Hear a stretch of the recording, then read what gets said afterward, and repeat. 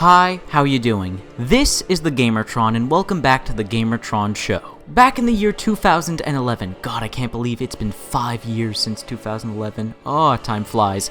But yeah, back in 2011, the original Dark Souls was released for consoles. It became an instant classic, a game changer, a piece of video game history, one of the most beloved and critically acclaimed video games and eventual video game series of all time. For its unique dark fantasy world and setting, for its deep lore, unique storytelling, challenging but fun gameplay, with simplistic and yet dynamic and versatile combat based around your statistics, what armor and weapons you are wielding, the timing of your blocks, dodges, and attacks, crazy and creative and creepy monsters, enemies, and bosses. I really don't need to say more. It's Dark Souls. You all know what Dark Souls is. Even if you don't play Dark Souls, you know of the existence of Dark Souls. And Dark Souls Free is finally here, now making the Dark Souls franchise, the series, a complete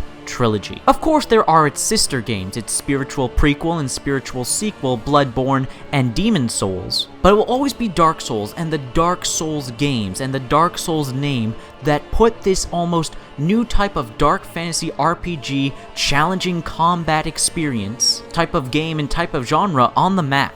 Dark Souls is a video game legacy that affected gaming to its very core. It reminded gamers of why back in the day, back in the 90s and 80s, people loved challenge, loved difficulty, why that was such an integral part of video games. And quite frankly, it's because of Dark Souls that we've been getting video games that have challenged us, even on easier difficulties. We've been getting games with higher difficulties, with very hard difficulties, Super Nightmare Edition difficulties. We've been getting more games that are creative with their difficulties, have an emphasis on boss battles, and on player skill. All of this can be attributed to Dark Souls, the series and the legacy it has created. Now, when it comes to Dark Souls Free, to me at least, it looks and feels to me like a game that is embracing the legacy that the series has created, with all the references and callbacks to previous games, taking elements, features, content, character types that everybody loved from the previous Souls games and bringing it into Free, while at the same time incorporating elements from its sister games,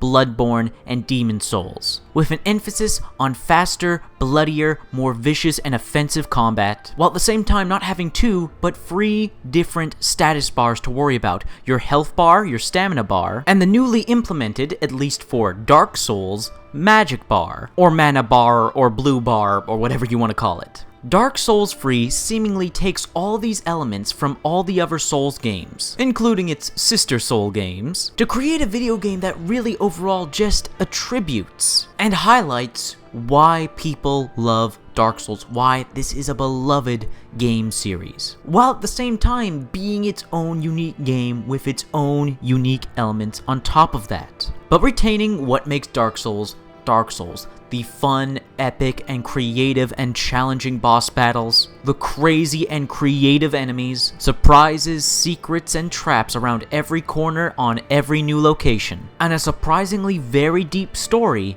if you look for it hard enough. But that's every Souls game before this. That's Dark Souls 2, that's Dark Souls, that's Bloodborne, that's Demon Souls. It's Souls. It is pure Souls. It's the Souls formula. And unlike other long-running game series and franchises, Dark Souls, sequel after sequel, spin-off after spin-off, has been able to keep to its roots, keep to the core of what made it its own game, while adding just enough differences and couple innovations here and there to make each game stand out as its own game. And that's the beauty of this video game series, really, where no matter which of the Souls games you play, it will not only feel like a Souls game, but its own game. A game that can stand on its own without requiring any of the other games to hold it up. And as weird as it sounds, as challenging as the Dark Souls games can be for newcomers, they can be daunting, they can be overwhelming in terms of both difficulty and mystery. But also because of that, each one of the Souls games creates a unique entry point into the series. I find it ludicrous when anybody calls any of the Dark Souls games easy, or one Dark Souls game is easier than another. That's simply not true. And while the Dark Souls games are certainly challenging, and the challenge is a part of the core Dark Souls experience, the difficulty is never what Dark Souls is entirely about. Dark Souls is challenging, but fair. Each one of the Dark Souls games, 1, 2, and free. Which is why I say they're all unique entry points. Neither of them are easier than one another, but they all allow a newcomer into the series to understand the essentials and the core of what a Souls game is. So if they were to play another Souls game, one right after the other, whether it be in alignment or not, in order of the games released in the series, they can still jump into any of the Souls games after experiencing just one of them, even if it's out of order,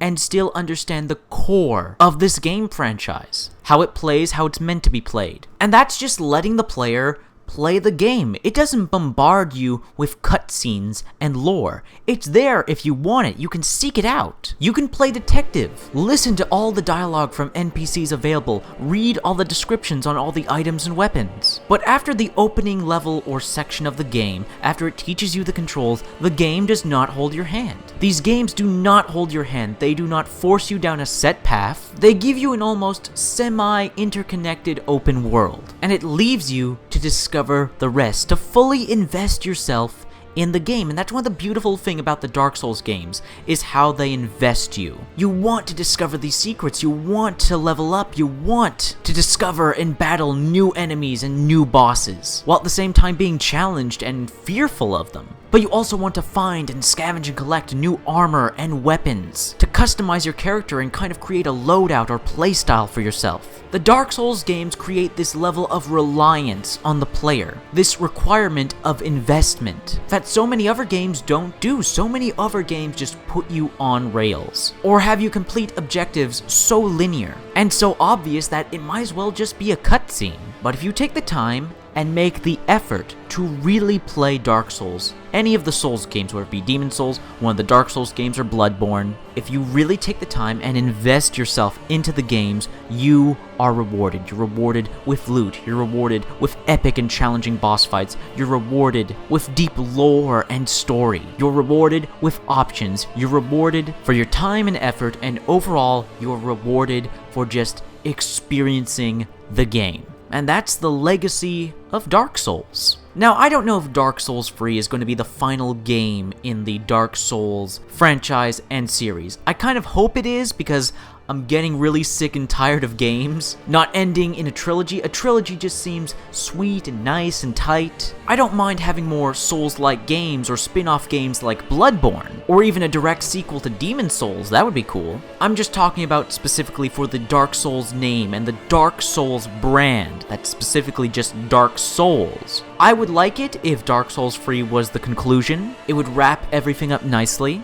But if not, the Dark Souls series is still a powerful and entertaining and challenging and memorable franchise and experience, and just video games in general, that it going on for a few more games wouldn't be that bad either, as long as they don't milk it to death. Let's not sour the legacy of these games, please. Let's not turn Dark Souls into Call of Duty, where we get a new Dark Souls every year, because then that's just pushing it. But anyways, that's been a video. I hope you liked the video. If you liked the video in any way, shape, or form, please hit the like button. Hitting the like button helps you, helps me, helps everybody involved with the video. If you hit the like button, please leave a comment. What are your thoughts, feelings, and opinions on this topic and the Dark Souls games in general? Let me know your thoughts, feelings, and opinions in the comment section below. I love reading comments. I get nearly enough comments. Please leave a comment. And if you want to help out and support the video, then please share the video on social media, Twitter, and Facebook. And if you want to help me out and support me directly, then please consider pledging and becoming a patron on my Patreon. Anyways, guys, that's been a video, and I will see you all later.